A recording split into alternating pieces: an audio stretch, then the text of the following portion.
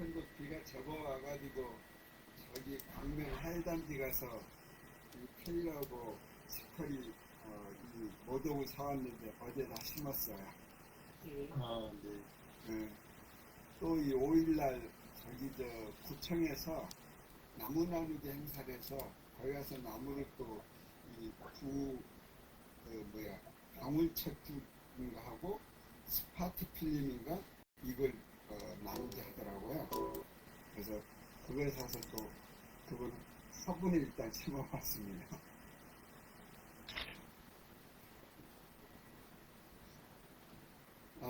많이 오셨네요. 반갑습니다.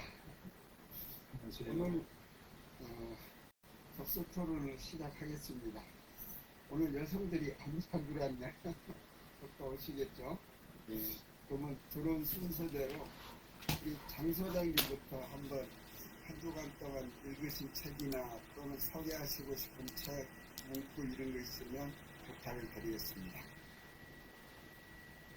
네. 요즘에 제가 이제 이 오디오 보고 있으면 이렇게 발표할 게 없는데 오디오 북이 돼서 왔다 갔다 하면서 들은 게 있으니까요. 네. 거기에 설명하시고 있는 것 같습니다. 제가 오늘 말씀드리고자 하는 부분은 12가지 인생의 법칙이라고 하는 책인데요. 조던 피터슨 이제 교수가 쓴 그런 책입니다. 그래서 우리가 나름대로 살아가면서 이제 어떤 좌우명이라든지 본인의 그 삶의 원칙, 기회라고 하는 부분들이 다 있으실 텐데 이렇게 학문의 깊이가 있는 분들이 쓰신 이런 그 책을 들으면서 나의 그 생활하고 어떠한 그 연관성이 있고 또 새로운 그 표현으로 각도로 이렇게 말씀하시는 부분들이 좀 많이 있어요. 그래서 그런 쪽에 많은 감명을 받는데요. 이분이 심리학대로 되어 있습니다. 심리학대로 되어 있고 여기 이제 그 서평을 잠깐 좀 제가 좀 읽어봐 드리면은 12가지 인생의 법칙은 어깨를 펴고 똑바로 서라라고 하는 게 첫 번째 이제 메시지예요. 그 다음에 이제 그 목차 중에서 이제 몇 가지를 설명드리면은 세상을 탓하기 전에 방부터 치워라라고 하는 그 챕터가 있는데 저는 이거를 딱 보면서 제 얘기를 하는 것 같더라고요. 저도 지금 아들 둘이 이제 결혼을 해서 다 이제 나간 상태잖아요. 그러니까 이제 제 방에 지금 5만 가지 어저께 어떤 5만 가지 책이라든지 이런 것들이 정리가 안 돼 있어요. 벌써 2년이 다 돼가는데도. 그래서 이거 시간 내서 방부터 좀 치워야 되겠다. 단계적으로 그러한 내용들이 있습니다. 그리고 당신에게 최고의 모습을 기대하는 사람만 만나라. 이게 참 대인관계에 있어서 어떤 지침을 얘기해 주는 것 같은데, 하여튼 이 서적의 전반적인 거는 다 읽지는 않았습니다만, 여기서 얘기하는 부분은 하여튼 긍정적인 사람을 많이 만나고, 당신을 뭐가 좀 이렇게 인정을 하고 관심이 있는 사람들을 만나는 것이 상당히 좀 지혜롭게 살아가는 부분이다. 이렇게 이제 얘기를 하고 있습니다. 그래서 목차가 이제 12가지 인생의 법칙이라고 되어 있으니까 목차 자체가 이제 12가지로 쭉 나열이 되어 있는데 그거를 몇 가지만 좀 말씀을 드리면은 법칙이든 말씀드린 대로 어깨를 펴고 똑바로 서라 이런 표현을 하고 있어요. 그래서 이 부분은 실제로 어떤 태도가 중요하다. 결국은 사람을 평가할 때 그 사람의 태도를 보면은 전부를 다 보는 거라고 생각을 하고 있기 때문에 항상 어깨를 펴고 똑바로 서라. 이 부분이 이제 법칙일로 되어 있거든요. 근데 실제로 이게 젊은 사람도 그렇고 나이 든 사람도 그렇고 이렇게 걷는 모습을 보면은 하여튼 그 뭔가 좀 자신감이 없다든지 좀축 늘어졌다든지 신체적으로 좀 불편할 때는 이해가 가지만은 습관 자체가 이제 이렇게 태도가 올바르지 못한 경우에 많이 있거든요. 그래서 어깨를 펴고 똑바로 서라라고 하는 부분이 있고, 그 다음에 이제 법칙 사에 이런 말이 있습니다. 당신을 다른 사람과 비교하지 말고 오직 어제의 당신하고만 비교하라, 이렇게 돼 있어요. 그래서 결국은 모든 것은 본인의 문제다, 내 탓이라고 하는 부분이라는 말귀가 좀 생각이 났는데요. 남하고 비교하지 말아라. 당신하고만 비교해라. 그리고 어제보다 나은 오늘을 살아라라고 하는 얘기도 있는 것처럼요. 그 다음에 이제 법칙 5에는 이제 자녀를 키우는 어떤 그 부모의 입장으로서 아이를 제대로 키우려면은 처벌을 망설이거나 피하지 말라. 이 부분이 좀 저도 좀 생소했습니다. 애들 키우면서 과연 내가 막 시기적절하게 이렇게 그 얘기를 따끔한 조언을 해준다든지 뭐 훈육을 해준다든지 이런 기억은 우리가 많은 것 같지가 않거든요. 근데 참 이런 건 명확하게 처벌을 망설이거나 피하지 말라라는 표현이 있고, 법칙 6이 이제 세상을 탓하기 전에 당신 방부터 정리해라. 이게 우리가 그 생활을 할 때 이렇게 이런 표현을 제가 많이 듣습니다. 아내한테 무슨 대화를 할 때 아내가 이렇게 딱 그 손가락 4개를 딱 이렇게 해요. 이게 무슨 표시인지 혹시 아세요? 일상생활에서 저한테 이제 그 얘기를 안 하고 딱 이렇게 손짓을 합니다. 이 의미가 뭐냐면은 너나 잘해라고 하는 의미예요. 그래서 항상 저는 그런 부분에서 자극을 받지만은, 근데 뭐 습관이나 버릇은 남을 줄 수가 없는 것 같은데, 하여튼 내 탓이다라고 하는 생각을 항상 하는 것이 중요하다는 걸 느꼈고, 법칙 7에 이런 이제 표현이 있습니다. 쉬운 길이 아니라 의미 있는 길을 선택해라.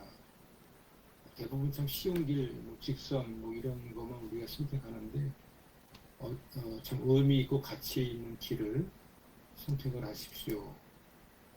그 다음에 법칙 8에는 언제나 진실만을 말해라. 적어도 거짓말은 하지 마라 라고 하는, 이건 뭐 동서양을 통해서 많이 얘기가 되는 부분인 것 같습니다. 그리고 이제 맨 마지막이 좀 이게 특이한 건데요. 이분이 뭐 이 책을 쓴 게 한 20, 30년 됐을까나요? 그렇게 됐을 텐데, 법칙 10이 맨 마지막이 길에서 고양이와 마주치면은 쓰다듬어 주어라, 이렇게 되어 있거든요. 그래서 과연 이게 반려동물에 대한 어떤 그 시대상이라든지 그런 걸 예측했는지 모르겠습니다만, 이 작가가 길에서 고양이와 마주치면 쓰다듬어 주어라. 저는 이게 집고양이가 아니고 이제 아파트 주변에도 이제 이렇게 들고양이들이 있는데 이렇게 마주치면은 쓰다듬어 주는 기억은 없는 것 같아요. 그래서 고양이들이 도망가죠. 사람들이 이렇게 다가서면은 도망가더라고요.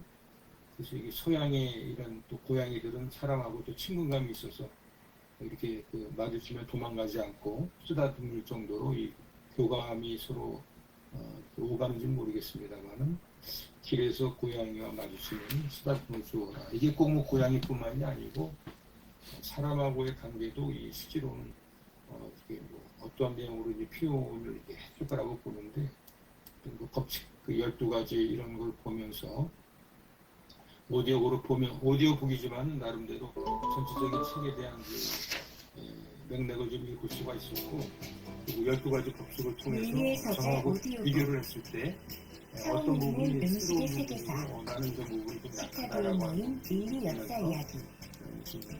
미야자키 노사카츠 지역 배움을 가진 한승희 것 같습니다. 옹희. 이상 인생의 12가지 법칙에 대한 말씀을 마치도록 하겠습니다. 밀리의 서재 구독자 고맙습니다. 여러분 안녕하세요. 감사합니다. 네. 방을 치워라. 네, 방을 치우라. 이거 저는 충격적이었어요. 제가 지금 뭐 2년 지나도 안 치우거든요. 그대로 있어요. 그대로. 참. 너무 그 당연하면서도 그거 안 되죠. 사실은 소홀한 부분 아닌가. 우선순위에서 항상 밀리니까요. 네. 치우겠습니다. 다음 류 대표님 부탁드리겠습니다.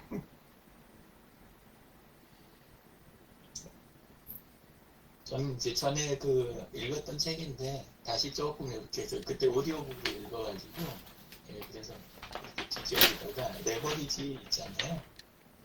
레버리지 보고 이제 좀 신경 쓰이는 부분이 있어가지고 그 부분이 그 2장에 보면 거기에 그 일부 내용으로 그 주체적 삶을 위한 감정 조절이라는 대목이 있거든요. 근데 이제 그 부분에서 그 크게 롱원은 그 오용에 대한 부분, 감정을 잘못 쓰는 부분에 대한 부분, 그 다음에 그걸 관리하는 거, 그리고 그걸 이제 넘어서는 것, 이렇게 이제 세 가지 단계에 대한 이야기를 하는데 그 중에서 이제 그 정복이라고 하는 거, 감정을 정복한다는 딱 한마디로 이렇게 요약을 해놓은 게 감정을 정복한다는 거는 어떤 감정을 느낄지 미리 알고 있는 것을 의미한다라는 말, 그 대목이 이제 그 눈에 다시 들어오더라고요. 그래서 이제 그걸 하면서 일을 하는 그 감정에 휘둘리지 않고 일이라든가 생활을 해나가는 거 그쪽에 대한 게 책 자체는 원래 그런 쪽에 대한 내용은 아닌데 이제 중요한 대목을 차지를 하는 거죠. 그래서 거기에서 이제 첫 번째가 나 자신에게 가치 있는 일을 제일 먼저 하는 거. 근데 이제 보통 그렇게 안 되더라도 조금씩 그렇게 이제 해 나가는 훈련을 하라는 그런 의미로 이제 하는 건데, 그리고 당장 또 그 당면한 일에 대한 거를 회피하지 말라고 하는 거. 그리고 일의 우선순위는 우리는 누구나 다 알고 있다. 제일 하기 싫은 게 가장 먼저 해야 될 일이다. 그런 말도 이렇게 많이 이렇게 와닿더라고요. 여기에서는 표현을 갖다 개구리를 먹어라 그랬는데 그 말보다는 그냥 설명을 이렇게 해석을 하는 편이 나을 것 같아서. 그리고 딴 사람들한테 감정을 끌려다니지 마라. 우리는 이제 화가 나거나 뭐 저기 하면 한동안 그걸 아주 그냥 묵상을 하잖아요. 근데 이제 그게 아니라 끌려다닌다 싶으면 그러면 하고 자르고, 그리고 자기가 어떤 감정이 올지 이미 알고 있으니까 이제 그러니까 자기한테 가치 있는 거 그거를 하라고 하고, 그 자신한테 솔직해지라는 거, 그리고 하루 중에서 자기 에너지가 최고점일 때하고 최저점일 때를 파악하라는 말, 그걸 알아야 리듬을 정확하게 탈 수가 있다. 근데 이제 그걸 자꾸 무시하고 이렇게 가는 경우도 있다. 그런 이야기야. 뭐 하나 더 있는 거는 이제 그 유혹에 대해서 조금 이렇게 유혹 자체를 배제하는 공간, 특정 공간이나 특정 시간대나 이거를 마련을 하라고 하는 거. 그런 정도가 이제 내용이었습니다. 너무 좋은 말씀 감사합니다. 최고점과 최저점 파악한다는 거, 실제 그걸 찾아서 적용한다는 건 쉽지 않은 것 같습니다. 저한테는. 예. 힘차게 들리시는 분은 그게 오히려 조금 파악하기가 힘든데 아내는 굉장히 잘 파악을 하고 있는 것 같아요. 아침이 좀 많이 이렇게 깔아져 있고 그리고 이제 뒤로 갈수록 조금 저기가 정리되면 또 이제 이렇게 힘든 일들 시간대 배정해갖고 하고 그런 걸 하는 것 같아요. 저도 제가 언제가 최고점이고 최저점인지 잘 모르겠습니다. 감사합니다. 네. 고 원장님 부탁드릴까요? 네. 지난주, 이번 주 좀 많이 바쁘기도 하고 이래서 머리를 쓰거나 생각을 하는 책은 제가 거의 또 읽기가 못해서 지난주에 우리 술의 세계사 제가 말씀을 잠깐 드렸었는데 이번에는 이제 음식의 세계사 거기 같이 있는 그거를 그냥 가볍게 이렇게 좀 읽었어요.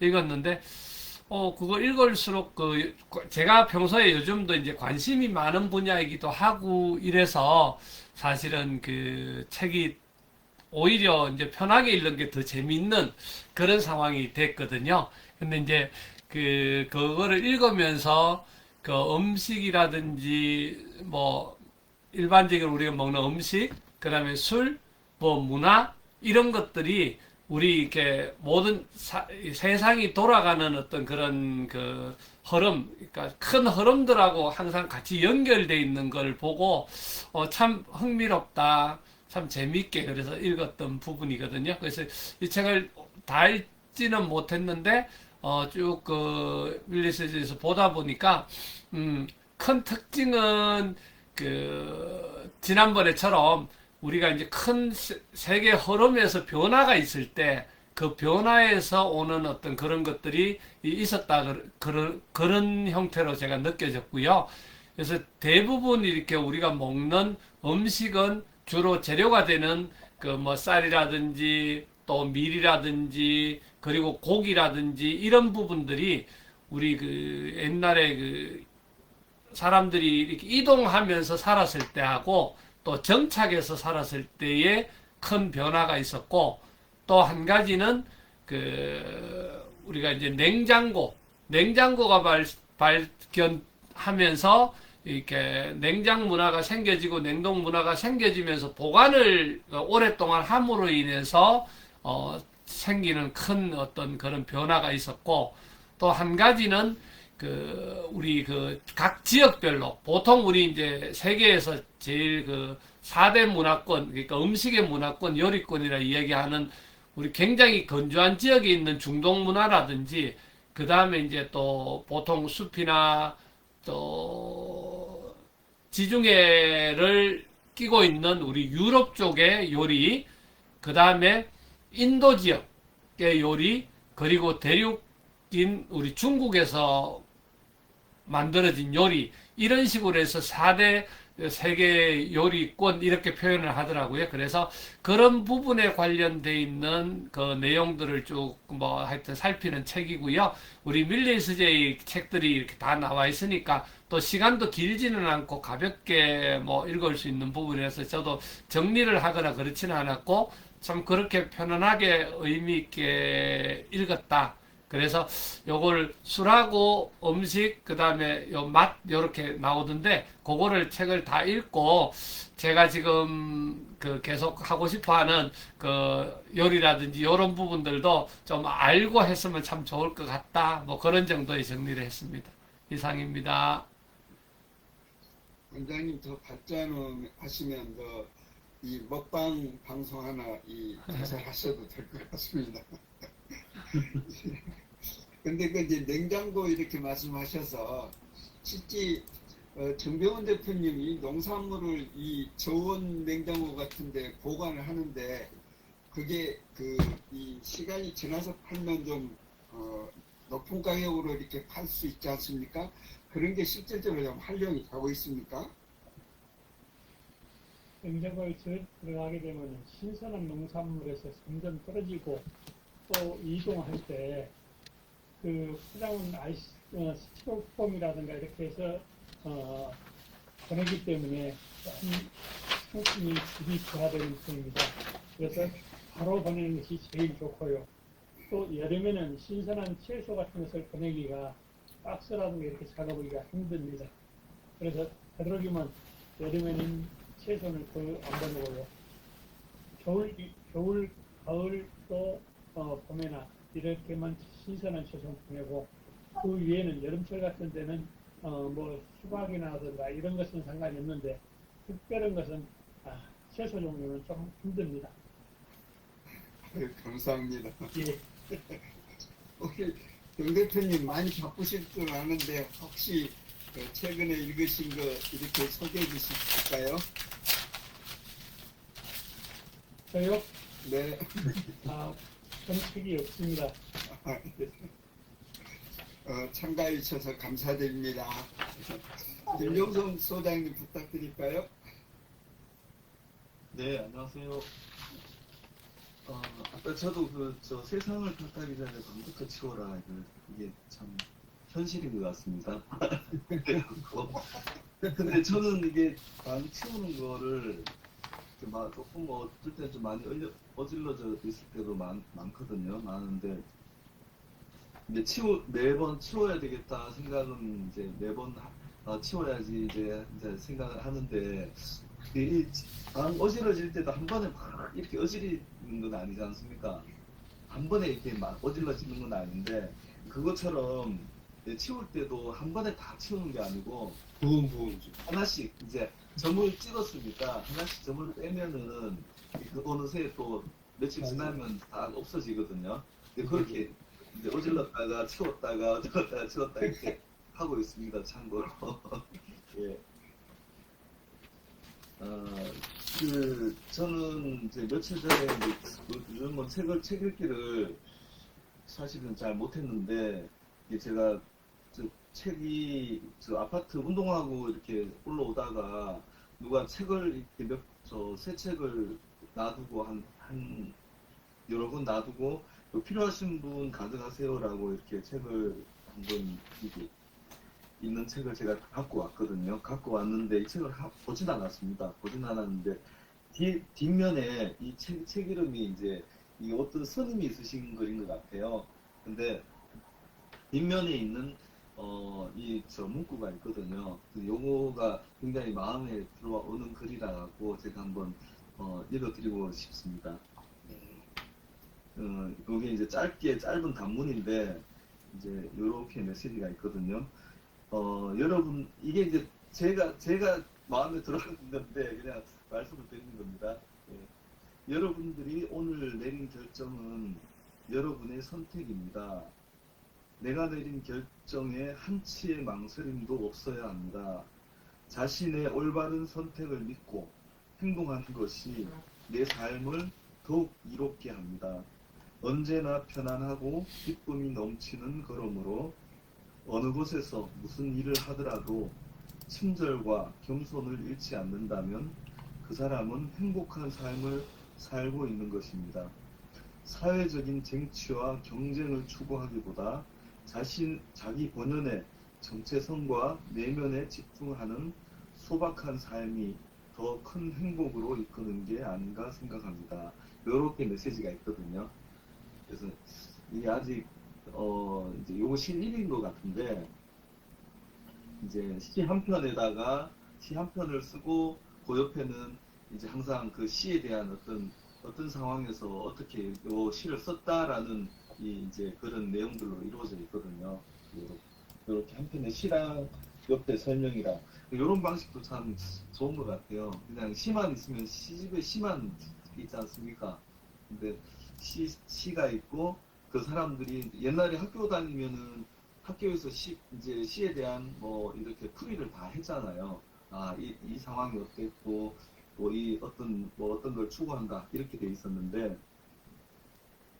그래서 요거 보통 시인이 시를 쓰면 그 시에 대해서 우리가 상상만 하는데 요 상황을 시에 대한 상황을 이렇게 이제 옆에 설명을 돼 있는 걸 보니까 이런 방식으로 나중에 제가 시를 조금 좋아하긴 하는데 한번 이런 방식을 한번 써봐야 되겠다라는 생각까지만 했습니다. 네, 이상입니다. 감사합니다. 곧 이제 또 시인으로 등단을 좀 기대해 보겠습니다. 네. 네. 저도 이제 책을 하나 읽은 게 있어서요. 그 이제 블로그에 포스팅을 했는데 공유해서 말씀을 드리도록 하겠습니다.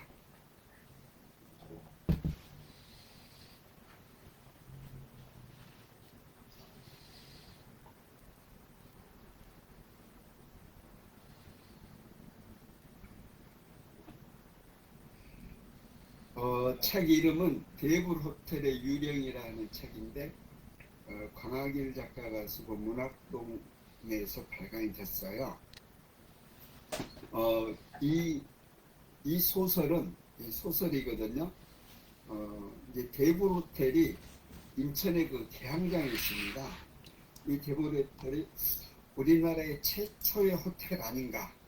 이 손탑 호텔이 1902년에 세워졌는데 그보다 빠른 인천이 개항을 1883년에 했는데 1888년에 그러니까 예전에는 이렇게 이제 그 여객선을 타고 이 우리나라에 입국을 했거든요.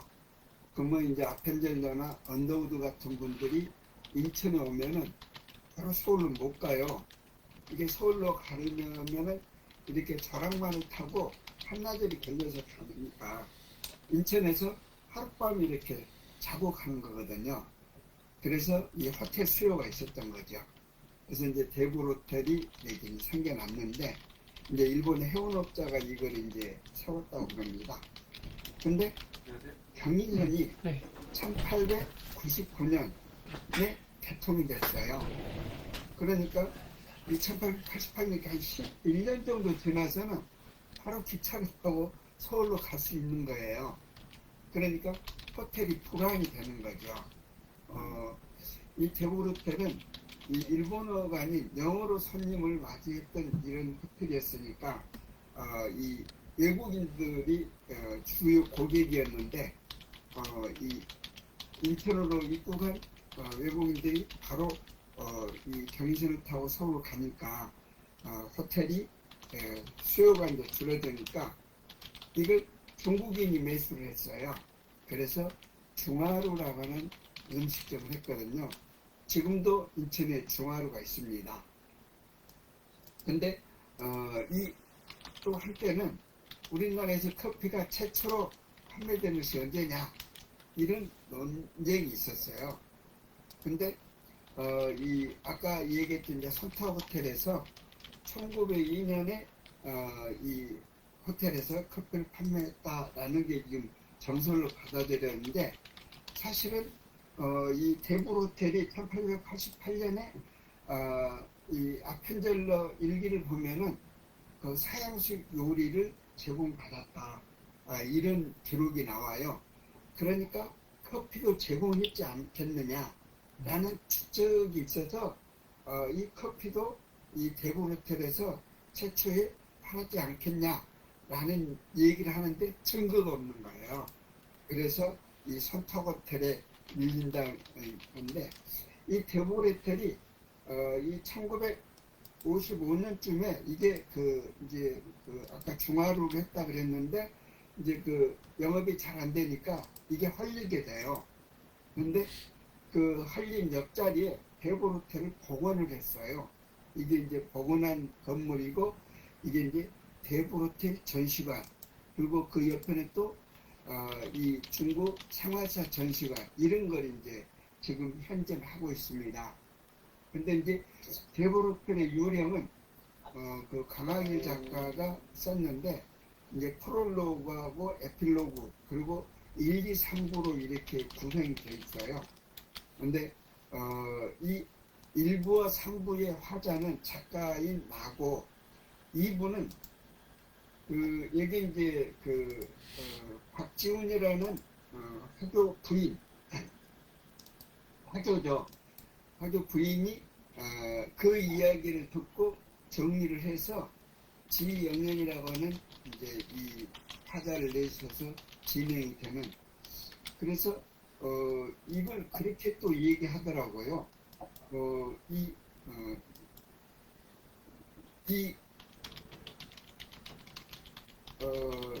소설이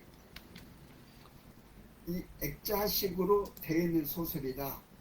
그래서 그 액자식이라는 소설은 소설 안에 또 하나의 다른 소설을 또 만들고 그러니까 1부하고 3부는 나가 화자인데 2부는 화자를 새로운 사람을 세워가지고 구성하는 그런 식으로 또 얘기를 하더라고요. 그래서 이 작품 이제 두 명의 소설가가 나와요. 약간 화자라고 하는 이제 작가가 나가 나오고 거기에 또 이 셜리 잭슨이라고 하는 이분이 힐하우스의 유령이라는 소설을 썼어요.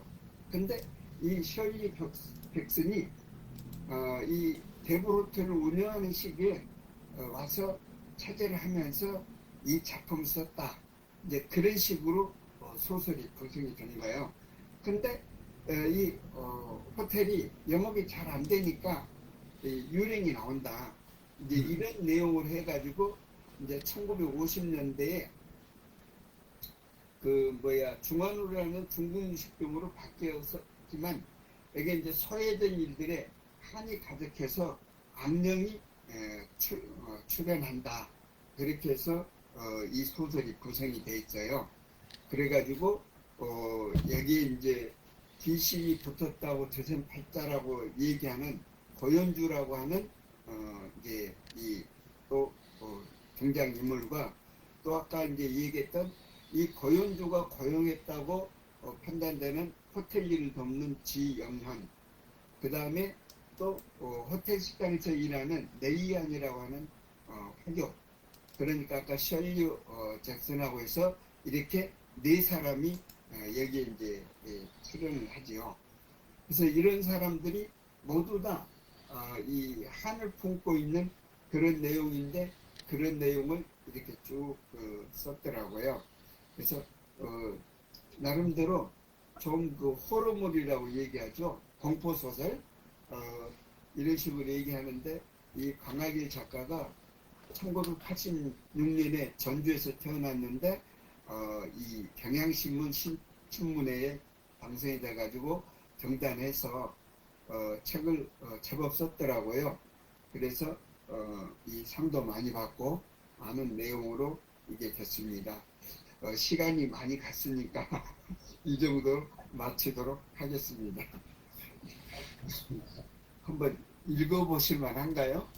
이 책을 읽게 된 동기는 인천을 배경으로 한 소설을 좀 읽고 있거든요. 그래서 이제 그 중에 하나로 선정해서 읽게 됐습니다. 사실 이 독서모임 가서 저는 웰다잉 관련 자료를 읽는 편독을 합니다. 이런 식으로 얘기를 하는데 요즘 그 인천 배경으로 하는 소설을 몇 권 읽고 있어서 그 중에 하나로 오늘 소개를 드렸습니다. 예.